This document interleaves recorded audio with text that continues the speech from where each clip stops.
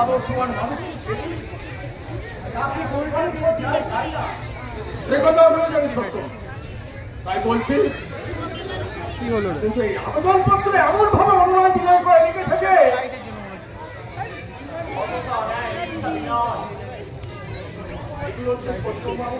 বাবা, সেই জন্য বলছি ওনাকে ছাড়া যাবেন না। আজ আমি তাকে এখানে আসতে বলেছি, ফয়সালা হয়ে গেছে বাবা। ছোটবাবু হচ্ছে আমাদের কোম্পানির একটা আলোক স্তম্ভ, সেই আলোটাকে নিয়োজিত হতে আমরা চাই না বাবা, কিন্তু এক গাছের ফল একই সাথে হয় না। গাছের ক্ষেত্রে সেটা সম্ভব বাবা, মানুষের ক্ষেত্রে সেটা সম্ভব না। কারণ গাছ কখনই বেইমানি করে না, আর মানুষ শয়তানি আর পরিপূর্ণ।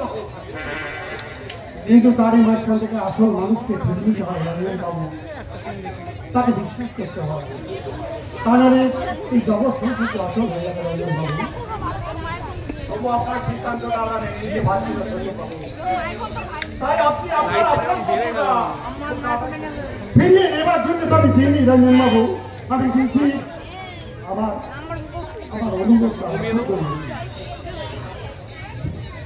আমরা বিবেচনা করে দেখেছি সত্য, তারপরে বলছি আমার কথাটা আপনারা বিশ্বাস করছেন না কেন? কেন আপনারা বুঝতে চাইছেন না? কোন ব্যাপার যন্ত্রণায় বুকের মাঝখানে নিয়ে আজকে দিনে একটা শিক্ষিত ছেলে তার নিজের চাকরিটাকে অন্যজনকে দিয়ে দিতে চাইছে, কেন আপনারা বিশ্বাস করছেন না? স্যার আপনি আপনার প্রকৃত অবস্থানটা বলুন, শুনে যদি আমাদের ভালো লাগে তাহলে শুনুন। আমাদের পরিবারে একমাত্র উপার্জন দেখতে চাওয়া, কিন্তু আমার একটা দৈহিক কাজের জন্য আমার বাবা আমাকে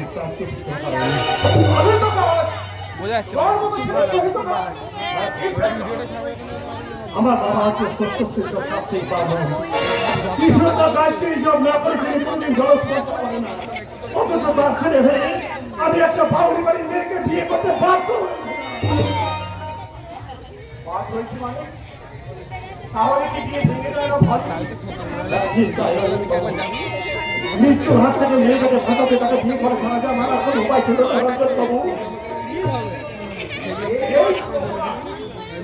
এই অপরাধে তুমি তোমার বাবার কাছে কার্য করতো? আমার দুর্ভাগ্য, আমার বিধানকে মেনে নিতে হবে স্যার।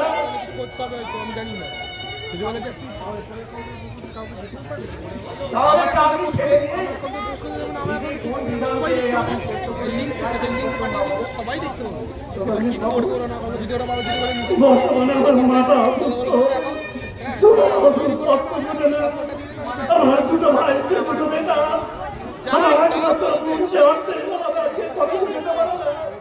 আমার মৃত্যু বাবাটা এই সংসারের ভাইটাকে তাই যাওয়া যন্ত্রটা আমি ঢুকে নিয়ে আমি কিন্তু আপনার বাবা তো ওইটাই ছিল, আমি কি তো করবো না শেষে ওইটা ব্যানার দেবো না, ওই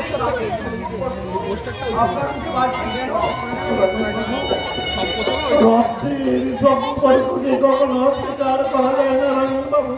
আমি জানি আমার বাবা আমাকে তার চতুর্থ করে এই সংসার থেকে দূর করে দাঁড়িয়েছিল, আমার জন্য তার মাঝখানে করে চলে উঠছে এই জ্বালা যন্ত্রণার মাঝখানে। আমি যদি তাদের দিকে ঘুরে না দাঁড়াই তাহলে এই সমাজের মধ্যে আমার মতো কুলাঙ্গার, আমার মতো বেঈমান, আমার মতো শয়তান একটাও পাওয়া যাবে না। সত্য তুমি আমার বুকে এসো বাবা, আমি আমার জীবনটাকে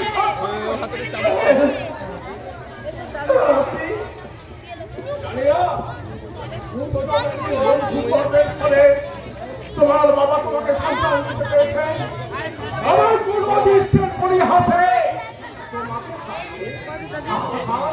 আর সেই হাহাকারটা একটুখানি কমাতে আমার চাকরিটা আমার মেজ ভাই শিবম আপনি চিন্তা স্যার আমি আপনার পা দুটো জড়িয়ে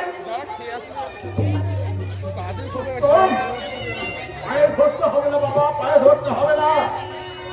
আমি এমনিতে তোমার চাকরিটা তোমার ভাইকে আমি দেব। এই মুহূর্তে আমাদের কোম্পানিতে কোনো ভ্যাকেন্সি নেই বাবু। আপনার মতো বড় করতাম না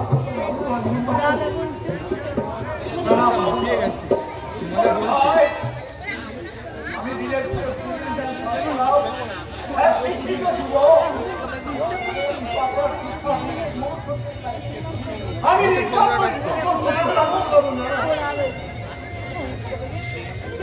তুমি নিশ্চিন্ত করে বাড়ি ফিরে যাও। তোমার পাশে আগামীকাল থেকে তোমার ভাই চাকরি করবে। তোমার বিপদ যদি আমার কোনো সাহায্য প্রয়োজন হয় তুমি নির্দ্বিধায় এখানে চলে আসবে। বুঝতে পেরেছো? আমার কথা আমার চির জীবন মনে থাকবে স্যার। তবে যাবার আমি শুধু একটা মাত্র কথা স্যার, বলো আমার কথা যে আমার ভাইকে আপনি চাকরিটা দিয়েছেন এটা আমরা ছাড়া যেন আর কেউ জানতে পারে না স্যার। কেন? যদি বাবা কোনো কারণে জানতে পারে আমার কি আর চাকরি জীবন করছে তাহলে করছে রোজগারের টাকায় বাবা কোনোদিন মুখে করবে না স্যার। তাহলে আমার এই প্রচেষ্টা থেকে সম্পূর্ণ বিফল হয়ে যাবে স্যার। বেশ, আমি তোমাকে কথা দিচ্ছি আমরা এই 3 জন ছাড়া আর কেউ জানতে পারবে না।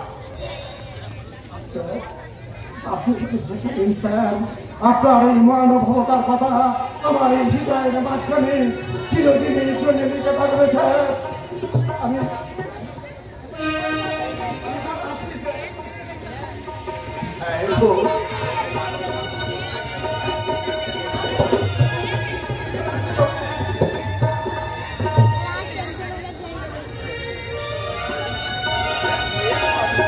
মানুষরা সর্বত্র দেখল কোন অশুভ মুহূর্তে নবমন্ডল থেকে ছিটকে পড়েছে এই মনটা পৃথিবীর বুকে।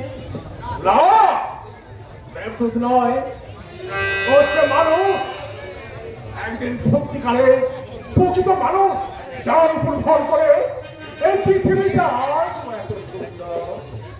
যাক, তুমি অফিসটা সামলাও, আমি এখন বাড়ি যাবো। 19 জন শুনেছি ঈশ্বরের শ্রেষ্ঠ সৃষ্টি মানব। এতদিনের কথা কোনো প্রমাণ আমি পাইনি, তাই হাতের কাছে সেই প্রমাণ নেই। আমি নিজেকে ধন্য মনে করছি, আর সত্যম বাবুর কাছে শিক্ষায় পাওয়ার প্রমাণিত হলো সেই রামকৃষ্ণের বাণী। আমি যতদিন বাঁচি ততদিন এটাই তো ছিল। আপনার যে শিক্ষাটা বাঁচিয়েছে সেটা নেবেন নাকি?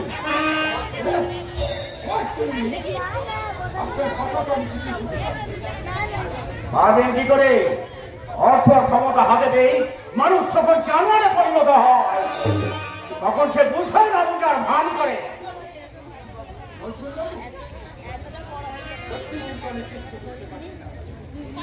এই চাবুকের কয়েকটা নিচে পড়লে সব বুঝতে পারবে। বলুন, এত সাহস আপনি বেরেন কোথা থেকে? চাকর হয়ে মনে বেরেন মেয়ের পিছ করে হাত বাড়ান, তার থেকে লালসার থাবা বাড়ান।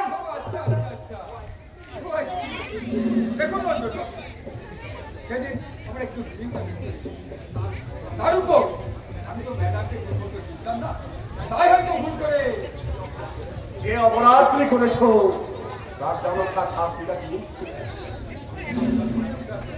আপনার পায়ে প্রাণ অনুরোধ করছি, দয়া করে এবারে তো আমাকে দেখবে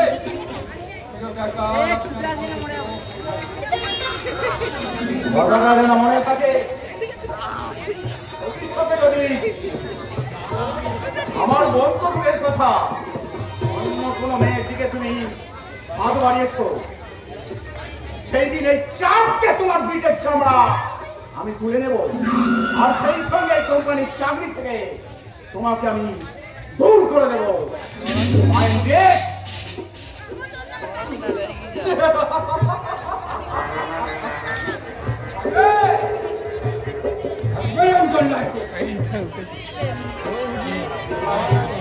तुम्हें যোগ্য অপমান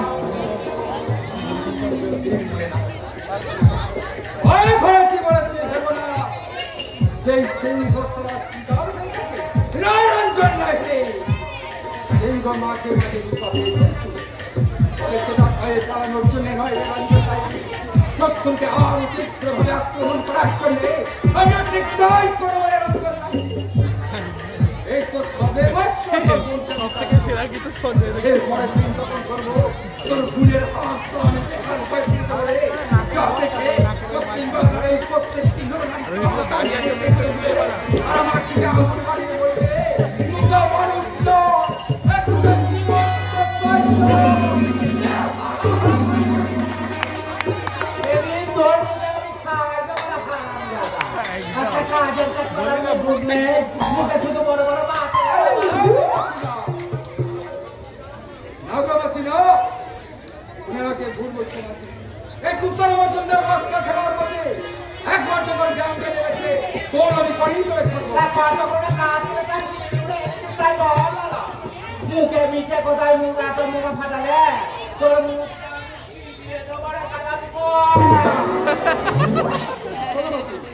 এই অঞ্চলের প্রত্যেকটাই আর প্রত্যেকটা যে পাঁচজনকার ছাত্রের হাতে আমি কিন্তু তুলে দিয়েছি যে যার বিয়া জ্ঞান আর সেইগুলোকে তারা বিক্রি করে আর হিরোইন তো তুই একাই খাবি না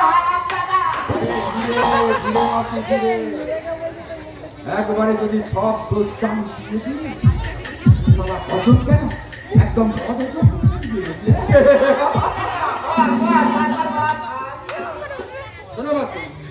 আমাদের মালিকের কিন্তু সবাই দিলে মানুষ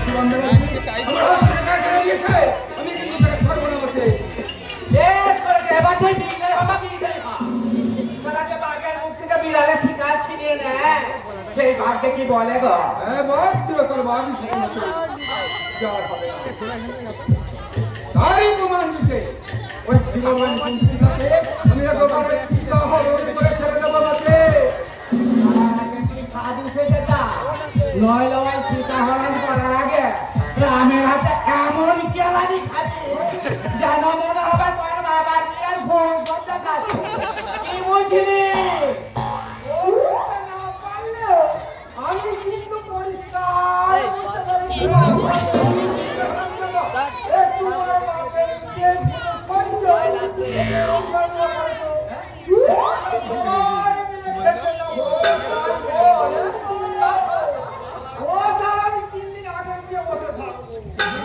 বিয়ের চিন্তা মাথা থেকে ছেড়ে এখন কাজের কথা বলতে গেলে কাজের কথা বল সব স্কুলে হিরোইনের কাছে পৌঁছে গেছে আর খেয়ে বিক্রির বকে কত আদায় হয়েছে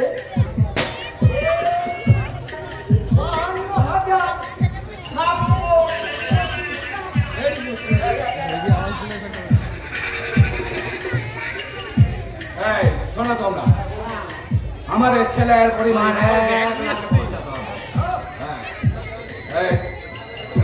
এই ছাত্র যুব সমাজকে পঙ্গু করে কামাতে হবে আমাদের লাখো লাখো টাকা যা তোরা আগামী দিনে তোরা নিজেদের মধ্যে ভাগ করে দিবি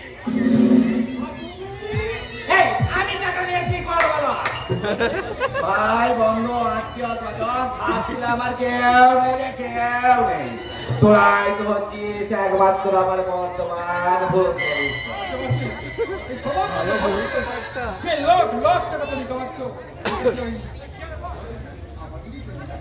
হ্যাঁ টাকা কামাচ্ছি ঠিকই তোদের জন্য কিন্তু এই সমাজটাকে ধ্বংস করছি আমার বুকের জ্বালা মিটানোর জন্য হ্যাঁ জ্বালা তীব্র অপমানের জ্বালা যে জ্বালা বুকে নিয়ে এই সমাজের বুকে একদিন আমার বাবা মাকে আত্মহত্যা করতে বাধ্য করেছিল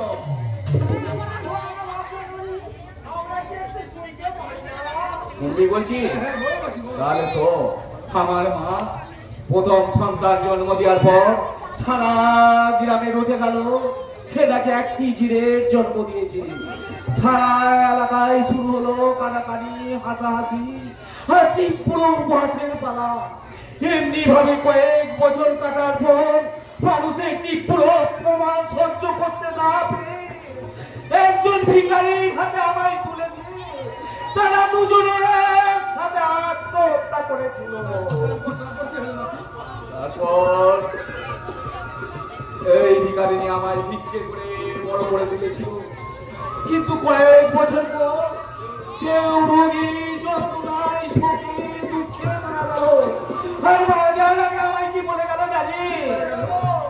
আমার জীবনের বেদনাময় ইতিহাস, রাগে শোকে দুঃখে আমি হয়ে উঠলাম বেপরোয়া।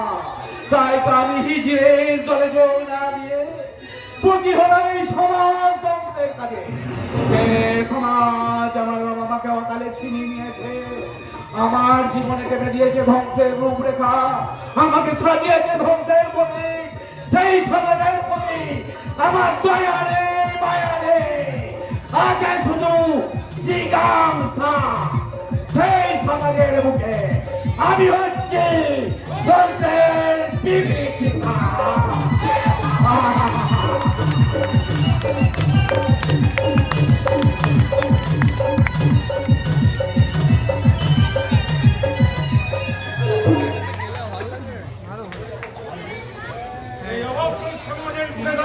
ধ্বংসের বিভীষিকা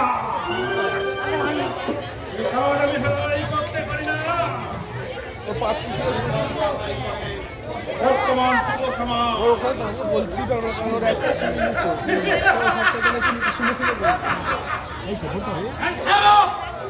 ভালোবার চেষ্টা করলে গুলি চালাতে পারবো। আর কেউ অনেক বড়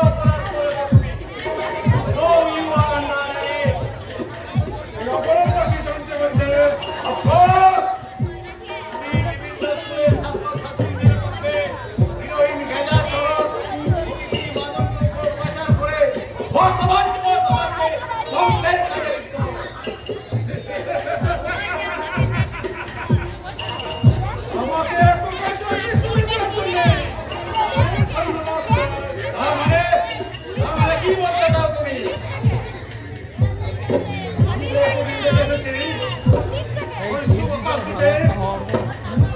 আপনার মতো শিক্ষিত ভক্তকে সমাজের ছেলেরা করতে পারে, আমার মতো তাদের চালানো মস্তান এই করতে পারে।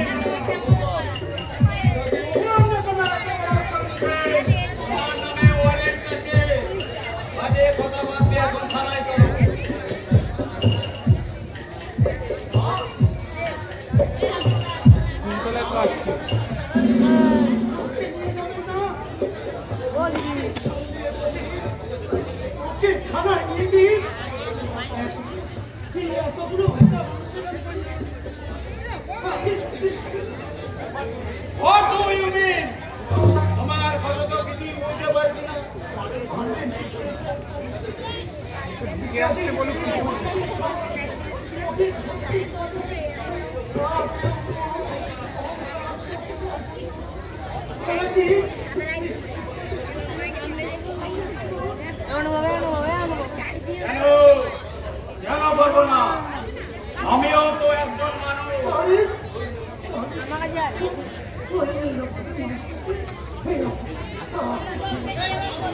তুমি হঠাৎ ভুল হয়ে কথা বলছো কেন?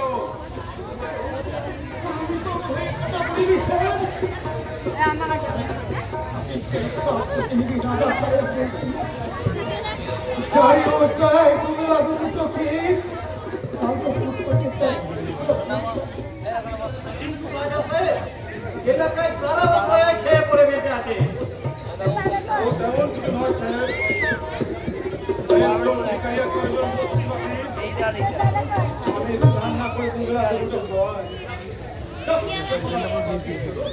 যাবো যাবো নিশ্চয়ই যাবো।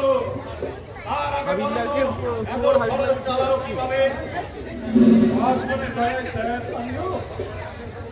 আসলে তো আমি ছোটবেলায় ওই ফুটপাতে পড়ে কখনো স্কুলের মুখ থেকে খাবার আমি তো বড় হয়ে গেছে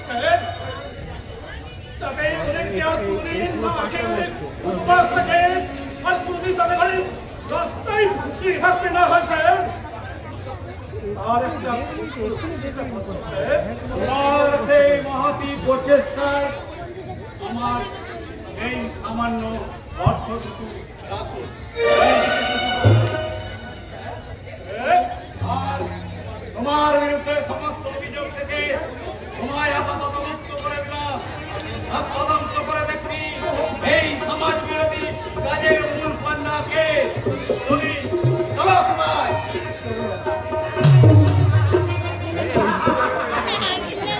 প্রকৃতির কান্নাকে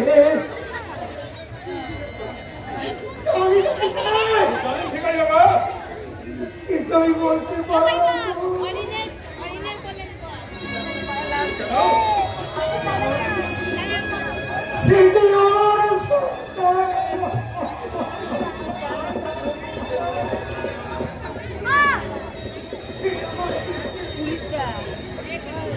পরে থেকে চালিয়ে দিন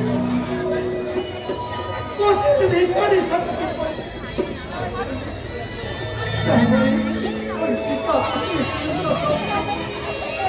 আমি অস্বীকার করবো।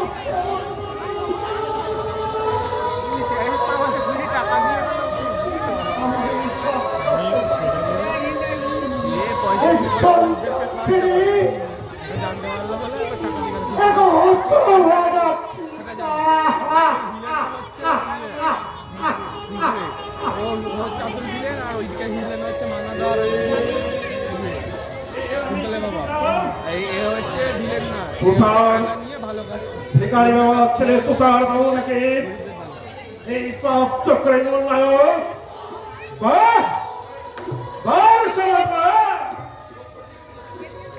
সভ্য শিক্ষিত সমাজ শিক্ষিত করেছে ছেলেকে পাবো বলে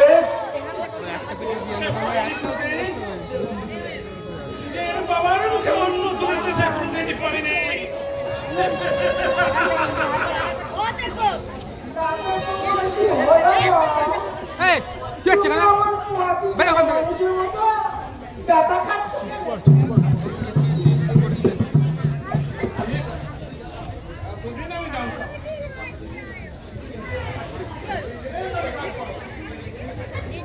তুমি যে একটা ভিতরে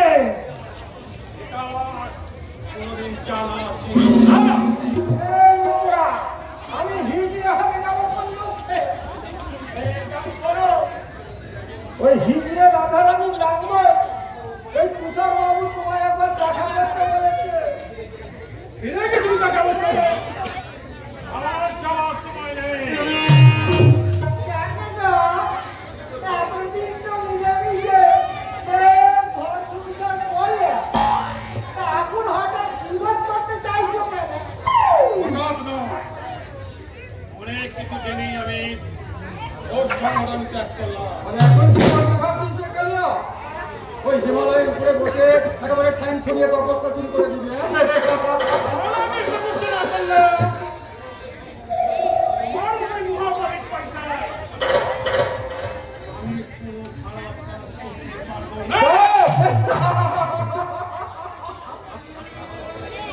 তাহলে কি করে জুটবে রে তোর ওই পেটের অন্ন?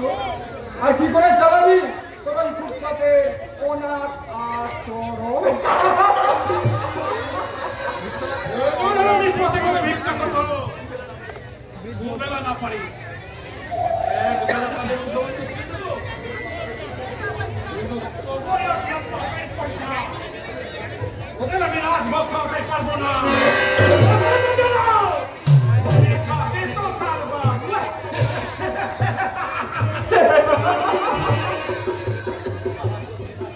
গোনা চলো শিবাজি ভাড়াটে গুন্ডারে কেউ আপনি সন্ন্যাসী হতে চাইছে? এটা যুগে বেশুর আত্মাটা যদি বাল্মীকি হতে পারে তাহলে কলিযুগে কালিও না কেন সন্ন্যাসী হতে পারবে না? এসি জ্ঞান দেওয়ার চেষ্টা করলে না 100 এছাড়া তোর বদলটা আমি বিক্রি দেবো রে। কথাই বলে যারা মারতে জিততে পারে তারা ঘরে এসে মারতে পারে, আর যারা যুক্তি তর্কে হারে তারা শক্তি প্রদর্শন করে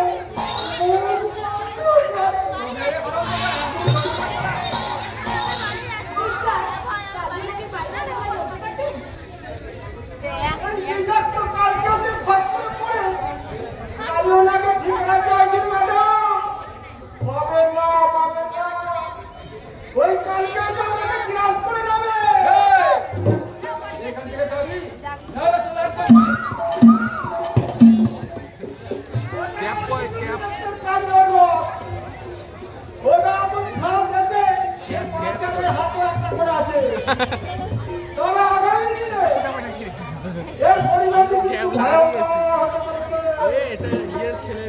এখন তারা বুঝতে পারছে কিন্তু আমরা বুঝলে বুঝলে আগুন লাগাও।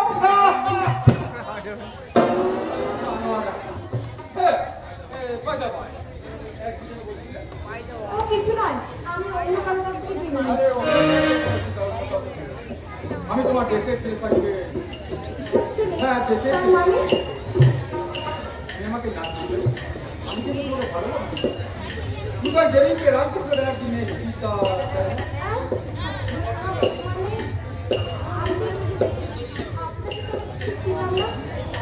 আরে বাবা আর তুমি যেখানে যেতে চাও সেখানেও এসো, এসো তুমি আমার সঙ্গে এসো। কি করতে? কি করতে? ছাড়ো, ছাড়ো, ছাড়ো। কি আছে? কি আছে? বাবা কেউ এখানে আসবে না। তোমাকে আমি এখান থেকে ফিরে নিয়ে আসছি।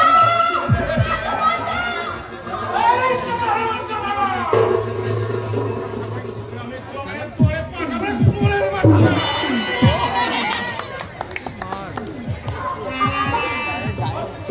আমাকে বাঁচান দাদা, আমাকে বাঁচান।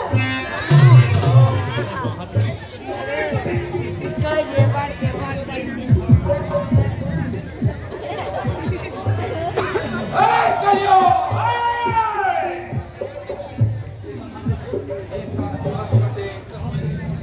সেটা তাই বৈজ্ঞানিক প্রমাণ হয়ে যাবে। মনে রাখে সারা সিংহের কেশর নাড়িয়ে তুই খেলা করতে চেয়েছিস। এবার তোর আমার খেলাটা ওই মাঠে কি জুটবে রে?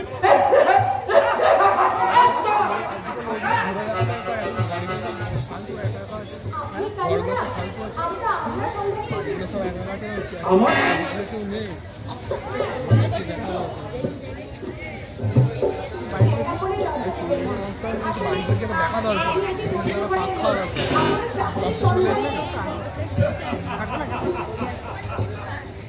ওরে পাগলি বলছি আমার। চাকরি দিবার অধিকার আমার নেই রে। আর তা যদি থাকতো আমি বেকার বামুনগালে ঘুরে বেড়াতাম কেন? এই সমাজে তোমার মতো বেকার বামুনগালি হয়তো প্রয়োজন পাওয়া যায় না। এই যে বাবা মায়ের কামাচ্ছি জিনে নিজে না খেয়ে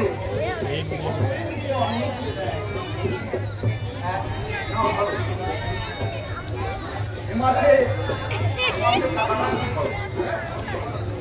অনাথ আশ্রমে মাসে টাকা দাও। সেই কামাল ছেড়ে অন্য একটা রাজি আছে। তোমার কথা দেখার সঙ্গে আমি আপনার বলো বলো কি কথা বলছি? বলছি নড়া সমস্যায় নড়িয়ে যাচ্ছে। কি নাম তোমার? বাড়ি কোথায়? আমার নাম মানে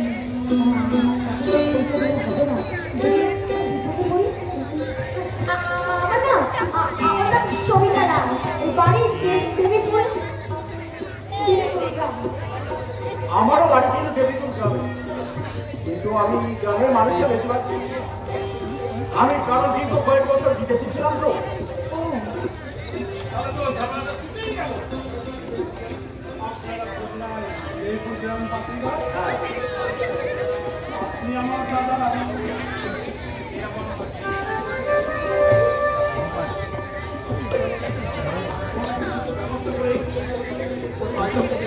যেটা শুরু হলো এই আগের সিনটা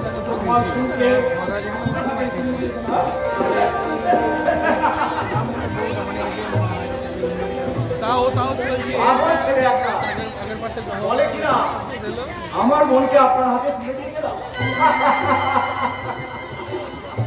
আপনার মতন মহান মানুষের কাছে হয়তো অপমানজনক লাগবে, তাই দাদার হয়ে আপনার কাছে আমি ক্ষমা চাইছি।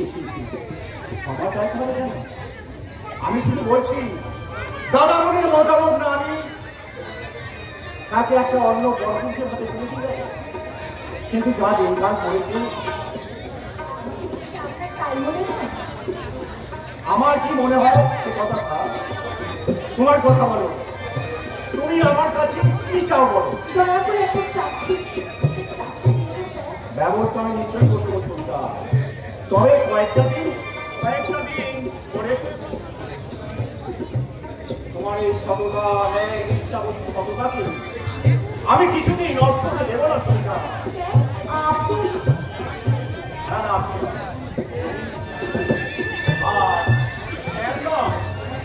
তোমার রঞ্জ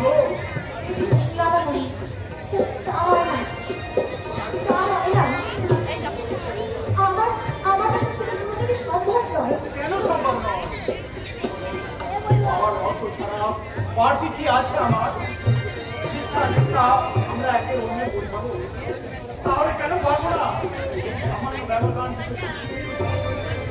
কারোর সঙ্গে চিৎকার করে বলছি যেতে যেতে কিছু কথা বলবো তোমার কানে কানে, যেতে যেতে কথা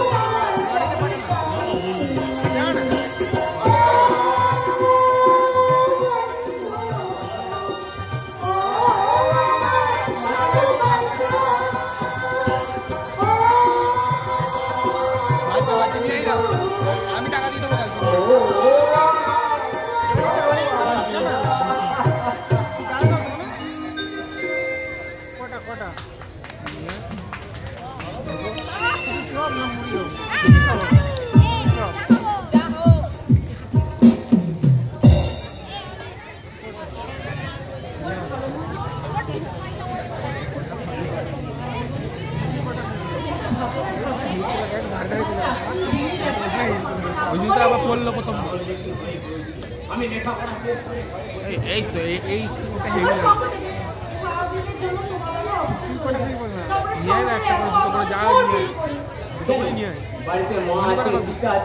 তাদের সঙ্গে একটু খালি একটা টাকাটা দিয়ে দিবি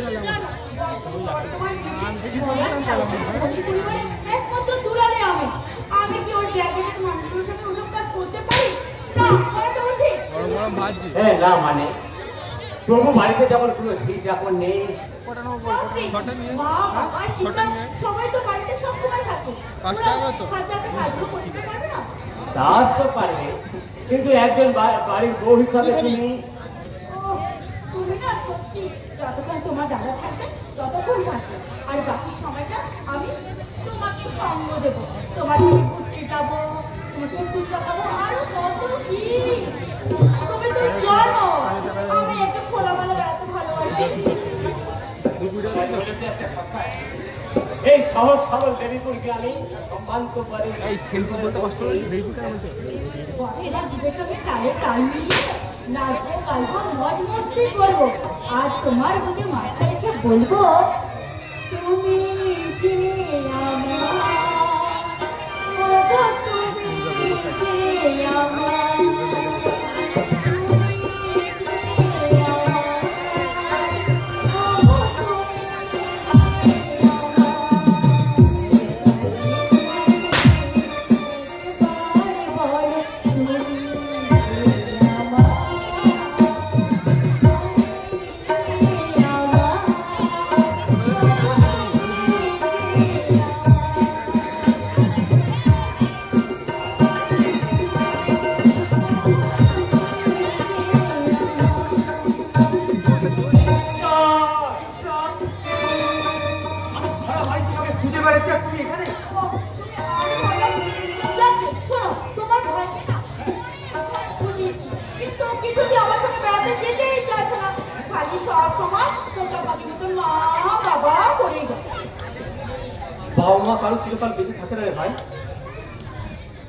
জীবনে শুধু ওরাই সব নয়, জীবনটাকে পুরোপুরি উপভোগের রাস্তায় বুঝতে গেলে সবার আগে প্রয়োজন টাকা।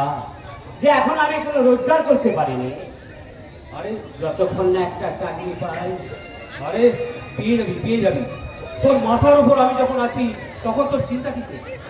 যতদিন না তুই একটা চাকরি পাচ্ছিস, প্রয়োজন মতো সব টাকা তুই তোর বৌদির কাছ থেকে চেয়ে নিবি। আরে তোর বৌদি কি বলেছে তোকে টাকা দেবো না? হ্যাঁ, তুমি কি না, অবশ্য বলিনি। তুই তবে আমারও তো একটা বিবেক আছে। তোমরা যাবতীয় বিবেকটা এখন আমার কাছে বন্ধ রেখে দাও তো। তুমি এখন যা চাইবে আমি তোমাকে দুহাত ধরে দেব। শোন সুন্দর, তুই আমার একমাত্র ছোট ভাই আর তোর বৌদির আদরের ছোট দেওর, তাই তোকে অদেও আমাদের কিছুই নেই। আর তুই তো ভালো করেই জানিস এখন আমার চাকরির সঙ্গে সঙ্গে উপরি ইনকাম বেশ ভালোই আছে। আর আমার আছে এটাও ভালো।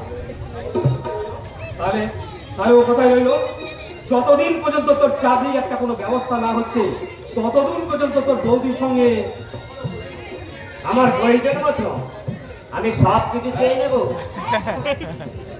বুঝলা? এখন আমি বেকার, সেই বেকার জীবন অতিবাহিত করতে একটা অবলম্বন চাই।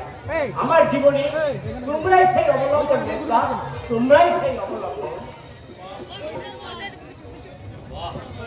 বাহ বাহ বাহ, একটা কথা 10 বার বলতে হবে। ধীরে ধীরে তুমি দেখছি সুন্দরকে বেশ ভালোই বস করেছে অনেকটা। না, সেভাবে করিনি গো। তবে যেটুকু পেরেছি সেটুকু তোমারই শিক্ষা। তোমার উপযুক্ত শিক্ষা না পেলে হয়তো আমি ব্যানার্জি পরিবারের আদর্শ গৃহবধূ হতে পারতাম না গো। সত্যিই তুমি ব্যানার্জি পরিবারের আদর্শ গৃহবধূ, আর আমার জীবনে হচ্ছে তুমি সৌভাগ্য লক্ষ্মী। একদম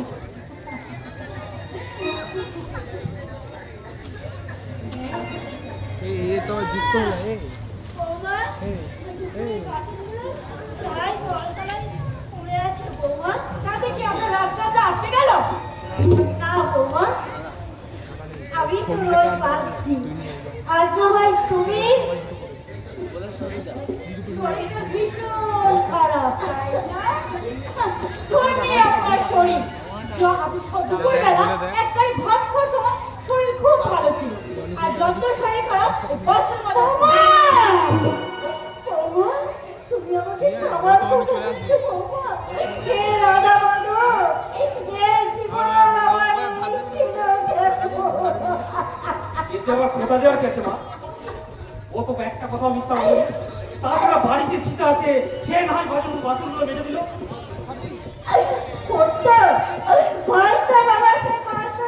বাড়িতে থাকতো, সকালবেলায় সে একটা কাজের সংসারী, কাজে না হাতে দেখুন কোন ছোট লোক ছেলের হাত ধরে বেরিয়ে গেছে কিনা। আপনার মেয়ের চরিত্র জানতে না বড়। এই ধরনের কথাটা তুমি আবার মেয়েকে বলতে পারলে না মা।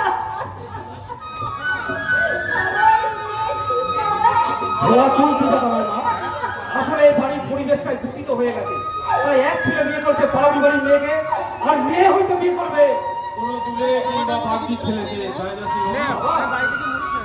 ছাত্রী ব্রাহ্মণ বাড়ির অভিজাত বংশের ছেলে মেয়েদের স্বভাব চরিত্র দেখার পর কেউ যদি তথাকথিত ছোট লোকের ছেলে বা মেয়েকে বিয়ে করে তাহলে সে কি খুব অন্যায় করবে বাবা? শক্তি মালিক, তুমি যেখানেই থাকো জেনে কেন শক্তি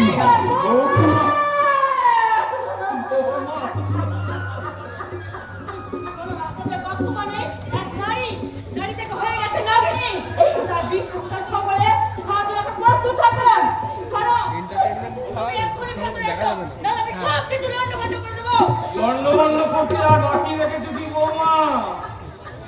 এই সোনার সংসার তো শ্মশান হতে চলেছে। জানি না ভাগ্যে কি লেখা। ভিক্ষে বাবা, ভিক্ষে। এরপর সারা জীবন তোমাকে ভিক্ষে করে জীবন কাটাতে হবে। আমি যতদিন এই সংসারটা হাতে নিয়েছি তোমাদেরকে আমি সুখী রেখেছিলাম, কিন্তু কিন্তু কথাই আছে না, সুখে খেতে ভুতে গেল, তাই তোমরা ইচ্ছা করে রিক্তার পেছনে লাগতে গেলে। এবার তার ছবল খাওয়ার জন্য তোমরা প্রস্তুত থেকো। তার ছবল খাওয়ার জন্য।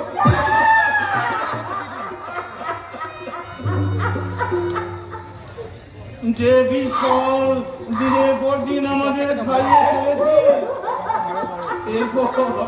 এরপর সব ফল হজম করেই আমরা বলছি সুখে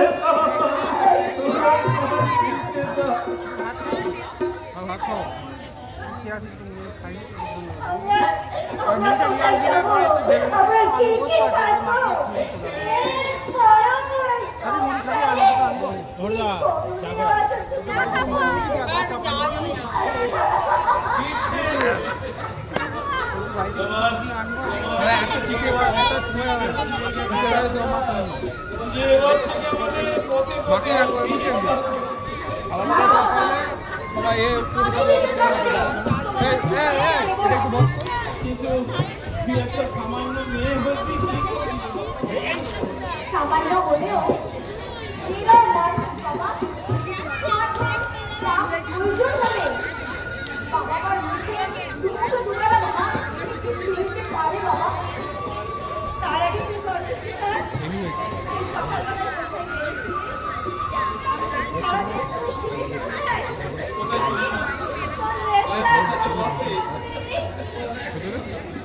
তোমাকে অনেক কথা শোনাবো, অসম্মানে অপমানে জর্জরিত করে তুলবে, আমি জানি মা।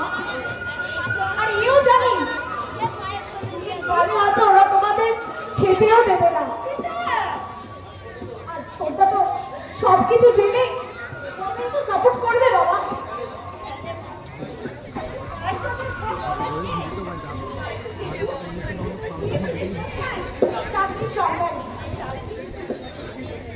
তুই দেবীপুরের ব্যানার্জি বংশের মেয়ে হয়ে বাবা, আর বংশগৌরবের কথা বলে আমাদের পূর্বপুরুষকে আর কষ্ট দিও না। যে বংশের বড় ছেলে ত্যায্য পুত্র হয়, মেজ ছেলে মেজ স্ত্রী তার স্ত্রীর কৃতদাস হয়ে তার কথাবার্তা সব শোনে, আর বাবা মাকে দুমুঠো দুবেলা খেতে পর্যন্ত দেয় না, গরু ছাগলের মতো ব্যবহার করে।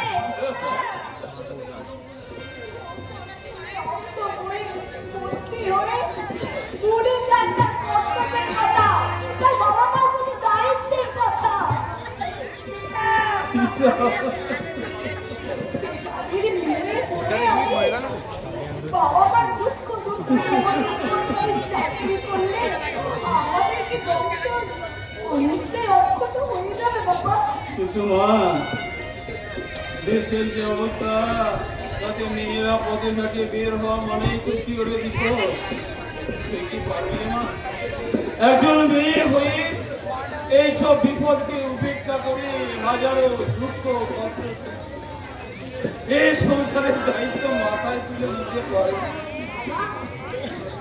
জন্মের পর থেকে তুমি আমার নাম রেখেছিলে সীতা, যে নামের সঙ্গে জড়িয়ে রয়েছে সারা জীবন ভরে বন জঙ্গলে বাস করে হাজারো দুঃখ কষ্ট সহ্য করে শেষে অকাল মৃত্যু।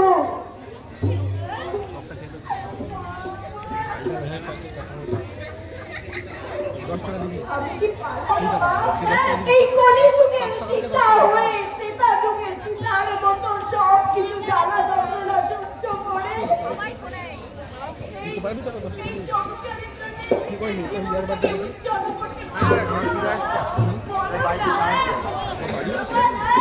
বাড়ি গেলাম আমার হচ্ছে না, এটা ফোন আমি দেখেছি N5 এটা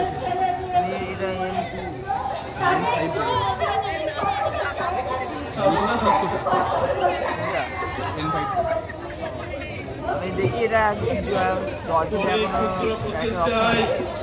আমাদের এই সাগর সমর দুঃখ নদী জল শুকাতে পারছি না। আমরা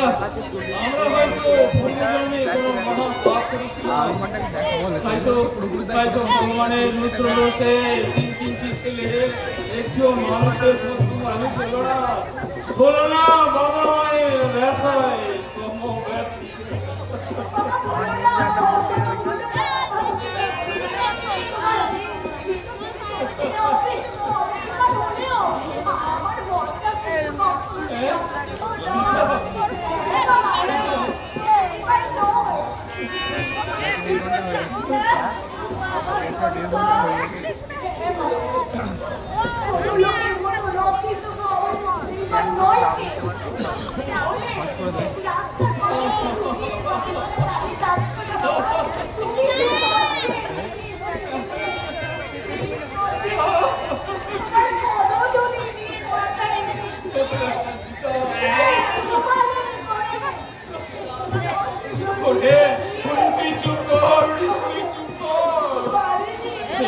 বাড়ির বাতাস শুনতে পেলে তার গতি বন্ধ করে দেবে, আকাশ শুনতে পেলে বজ্র হয়ে পড়ে পড়ে পড়বে আমার মাথায়, আমার গৃহদেবতা শুনতে পেলে আমাকে ত্যাগ করে সরে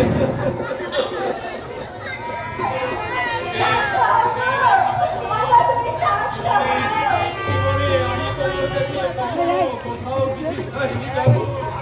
আর চাইছি আমি আমার জীবন থেকে সত্য ন্যায় ধর্মকে ত্যাগ করে যে মহাপাপ আমি করেছি সেই মহাপাপের সুযোগটুকু প্রায়শ্চিত্ত করতে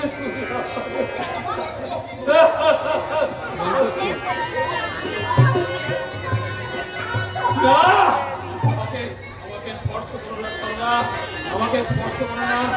আমার মতো মহাপাপীকে স্পর্শ করলে তুমি জড়িয়ে আমি আমার জীবন থেকে সত্য ন্যায় ধর্মকে ত্যাগ করে ধীরে ধীরে আমি ভয়ঙ্কর সত্য নরকের দিকে এগিয়ে চলেছি।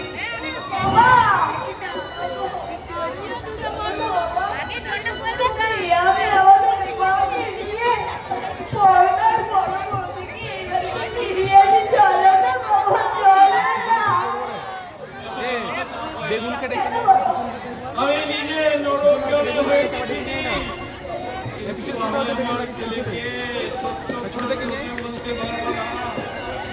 তাতে যদি আমি আমার সর্বস্ব হারিয়ে রাস্তায় ভিখারির মতো বা পাগলের মতো ছুটে ছুটে বেড়াই সেও ভালো, তবু আমার সত্য আমাদের সত্য ব্যানার্জি বংশের জ্বলন্ত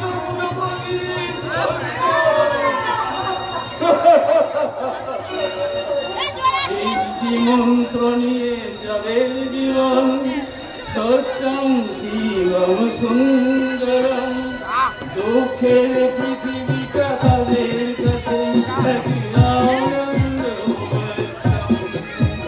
একটি আনন্দ, একটি আনন্দ।